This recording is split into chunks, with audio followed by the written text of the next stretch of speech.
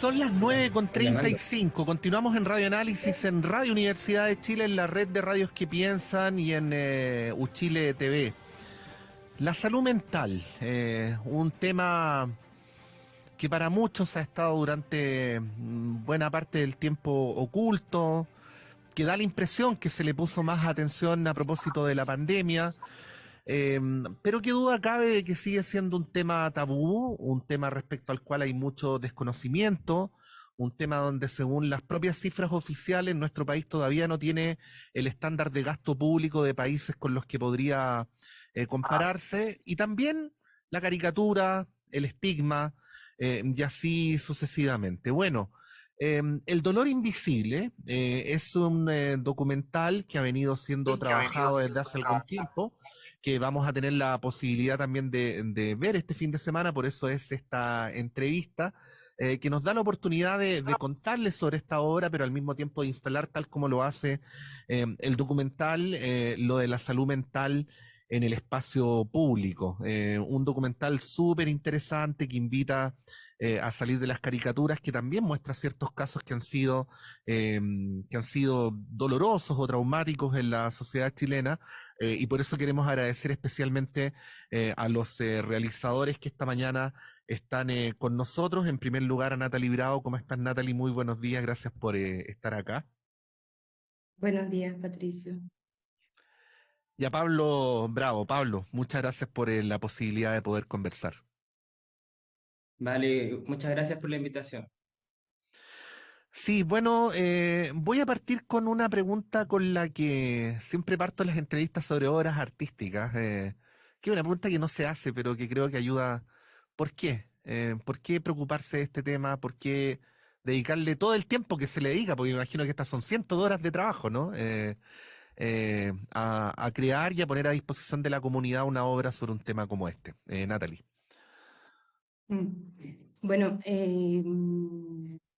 principalmente la moción por la que nosotros nos movemos al realizar esta pieza documental tiene que ver desde una perspectiva del cine militante, en la cual nos planteamos, ¿no? Problemáticas de la sociedad actual que no están siendo tratadas por las artes principalmente, Ujú. y en este caso puntual por el cine, ¿no? Develando, ¿no? Historias generales de una sociedad que están quedando invisibilizadas, ¿no?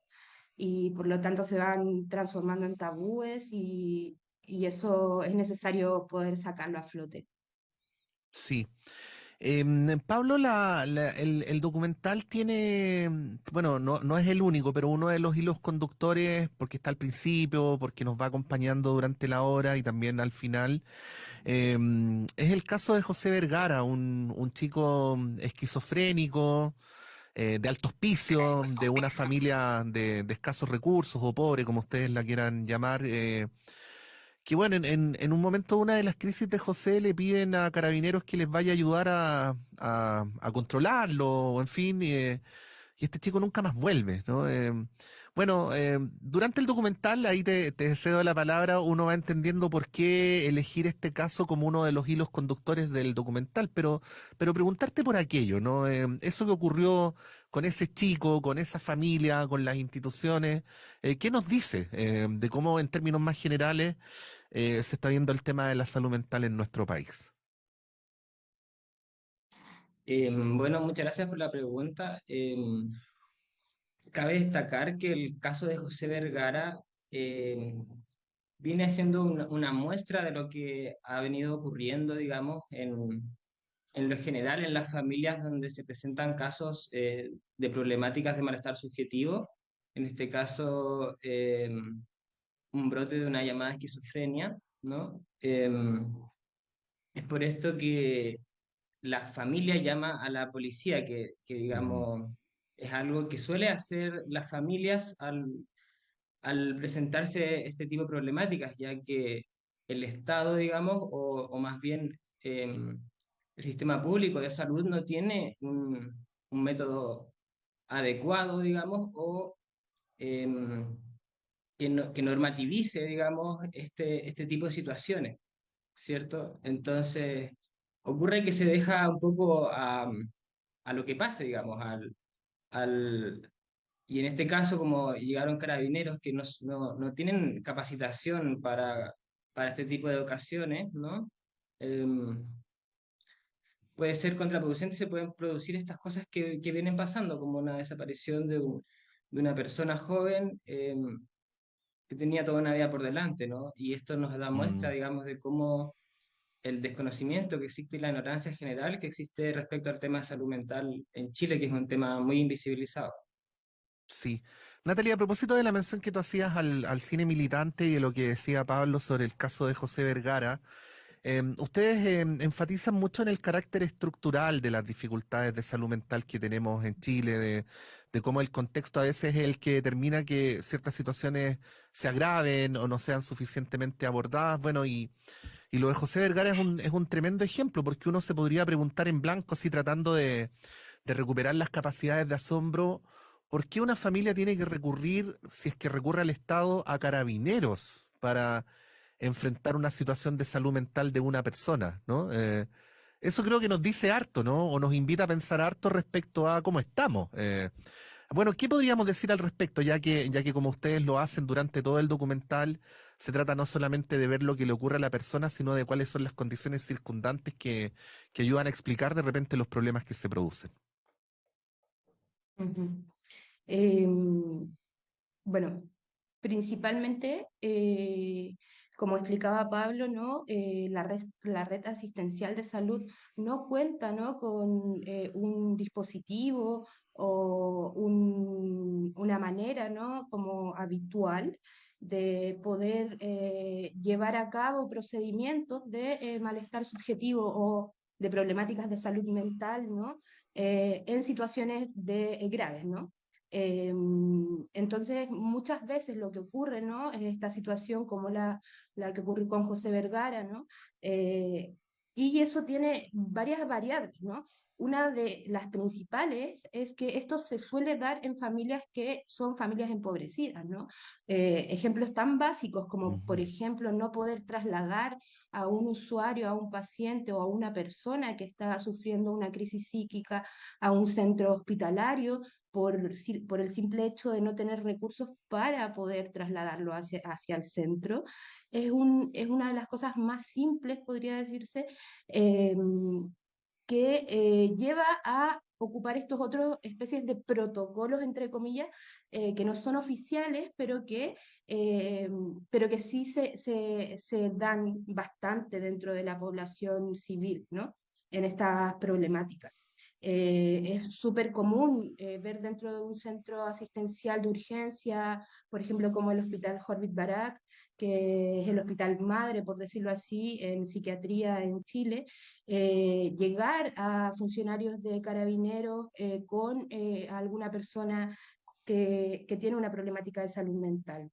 Porque nosotros muchas veces nos preguntamos, pero ¿cómo puede ser esto posible, no?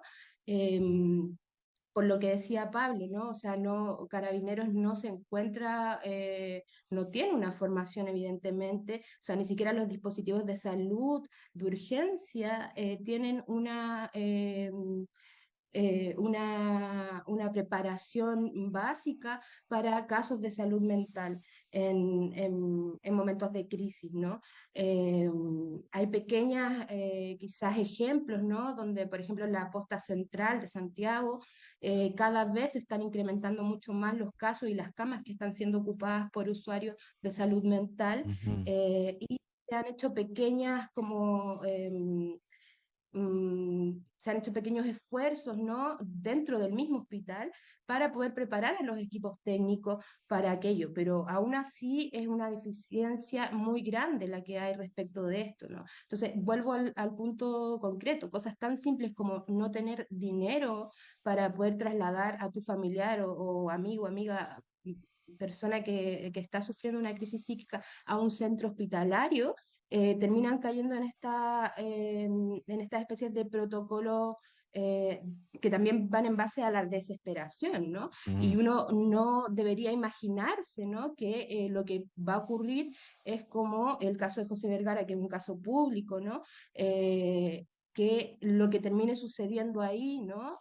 No sea una desaparición forzada por fuerzas del Estado hacia una persona que está patologizada, ¿no? Sí. Entonces es grave, ¿no? Y esto nos muestra, ¿no? Un síntoma de la sociedad también en la que vivimos, ¿no? De la Mm, represión de la sociedad en la que vivimos en todos sus términos, ¿no? sí. Bueno, por eso yo decía, Natalie, más allá de que en este caso hay que perseguir las responsabilidades penales y hay que identificar a los autores de este crimen y las circunstancias de la desaparición de José, un tema que va por el lado, que es complementario, es, claro, porque una familia tiene que llamar a la policía en un país donde se supone que deberíamos autoexigirnos que la salud mental tuviera otro tipo de abordaje desde el punto de vista de la política pública. Ahora, estamos conversando sobre esto y quiero aprovechar de hacer la invitación y la vamos a repetir de manera muy entusiasta porque el próximo sábado, el 1 de octubre a las 7 de la tarde, en Insomnia Teatro Condel, y quiero aprovechar además de reivindicar estos espacios donde se trata de sostener una relación entre un cine distinto, lo vamos a llamar así, o un cine no de las grandes cadenas y el público, reivindicar entonces y saludar ahí a la gente del Insomnia Teatro Condel, de Teatro Condel, que el próximo sábado a las 7 de la tarde se va a estrenar ahí en Condel 1585 en Valparaíso este documental, El dolor invisible, que nos tiene esta mañana conversando con sus dos directores, Natalie Bravo y Pablo Bravo. Pablo, ustedes hacían, en el documental mencionan este círculo vicioso entre pobreza y salud mental. Eh, ¿Qué decir sobre esto? Bueno, en un país como Chile, donde hay una alta tasa de pobreza, digamos, el malestar social que emerge a partir de eso, o el malestar subjetivo que se termina transformando en un malestar social, ¿no? Tiene que ver ¿cómo decirlo? Tiene que ver con toda eh, esta miseria, ¿no? Que rodea a las personas y que en muchos casos se vuelve un condicionante, un estresor más, digamos, agregado a las otras variables de la vida cotidiana que Mm, pueden ser o no sintomatológicas para un cuadro de salud mental, ¿no? Y en este caso la condición económica es muy decidora en casos de salud mental cuando hay una gran dificultad para poder salir de estos círculos de crisis y círculos de malestar subjetivo permanente, en donde la persona más encima no tiene para cubrir sus necesidades básicas, ¿no? Eh, ¿Quieres agregar? Patricia, ¿me podría agregar algo acá? pero lo que quiera, Em, estamos aquí conversando sí. relajadamente. Claro, plegándome un poco a las palabras de Pablo, ¿no? Lo que intentamos explicar, ¿no? Es cómo los determinantes sociales, políticos y económicos de la sociedad, ¿no? Determinan también nuestra salud mental, ¿no? Ujú, Eh, en el documental, ¿no? También se habla bastante, ¿no? De cómo la salud mental está observada de los espacios clínicos. Principalmente en Chile existe el modelo biomédico para poder abordar lo que concierne a la salud mental y poco a poco se está abriendo un poco más la psicología comunitaria, ¿no? Otras raíces, ¿no? Desde donde emerge, ¿no? El malestar subjetivo o las problemáticas de salud mental, ¿no? Entonces, es súper importante tener en cuenta y poder visibilizar y politizar, ¿no? Lo que es el malestar subjetivo, que no netamente, ¿no? Y ahí también hay un mito bastante grande que dentro de la película también intentamos resolver, ¿no? Con respecto a cómo el modelo biomédico en salud mental hoy día no le está haciendo bien a Chile mm, como sociedad. Es un modelo que lo que hace es segregar, es un modelo que lo que hace es un poco también invisibilizar otros espacios de por dónde puede entrar o por dónde puede canalizarse el malestar subjetivo.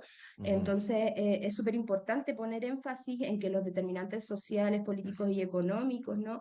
Tienen mucho que ver en las problemáticas de salud mental en países de Latinoamérica en general, y en países que están cruzados por este siglo, ¿no? Como de pobreza estructural, ¿no? Sí, y por eso ustedes hacen mención también a la relación entre salud mental y modelo neoliberal, ¿no?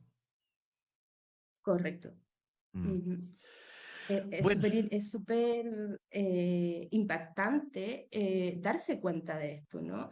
Pero a la vez es súper necesario que abramos un poco como las mentes hacia poder observar otras formas, ¿no? También, porque, o sea, observando esto, también nos vamos a poder dar cuenta, ¿no? De que existen otras formas de poder abordar este malestar, ¿no? En la sociedad en concreto. Estaba escuchando antes la radio, ¿no? Y veía un poco de los temas de los que hablaban, ¿no? De cómo se cruza el tema del estallido social, la pandemia, la crisis económica, ¿no? Y también cómo hoy día está, bueno, en noticia en todo Chile, ¿no? El tema del TPP, etcétera, etcétera, ¿no?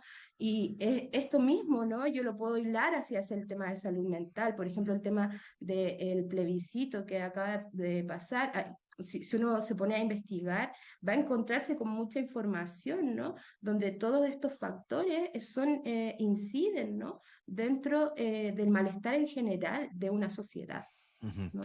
Bueno, mientras estamos conversando me llegan acá, uno trata de poner atención también para poder aportar a esta conversación. Casos, auditores, auditoras que nos cuentan, ¿no? De las dificultades que viven ellos mismos o que les muestran otras personas que conocen, de cómo cuesta proceder o cómo cuesta salir adelante cuando hay una situación de salud mental en la familia. Por eso es tan importante lo que ustedes mencionan, y si me permiten como subrayarlo, Pablo, Natalie, esto de que cuando hablamos de la salud mental, no estamos hablando solamente de un individuo, sino que estamos hablando de todo lo que rodea a ese individuo, porque esa constatación es la que nos permite luego tratar no solamente la persona, sino tratar las circunstancias, ¿no? Por eso yo quiero subrayar eso que tú decías, Natalia, de las condicionantes. Condicionantes, el significado de condicionante, que condiciona, ¿no? Eso hay que subrayarlo y por eso yo lo agradezco especialmente. Finalizo con esto, hay recordar que el próximo sábado a las 7 de la tarde en el Teatro Condel, ¿no? En Valparaíso se va a estrenar El Dolor Invisible, esta obra de Natalie y Pablo Bravo. Finalizo con esto y les pregunto, dos palabras tremendas, dolor e invisible, que ustedes las juntan, ¿no?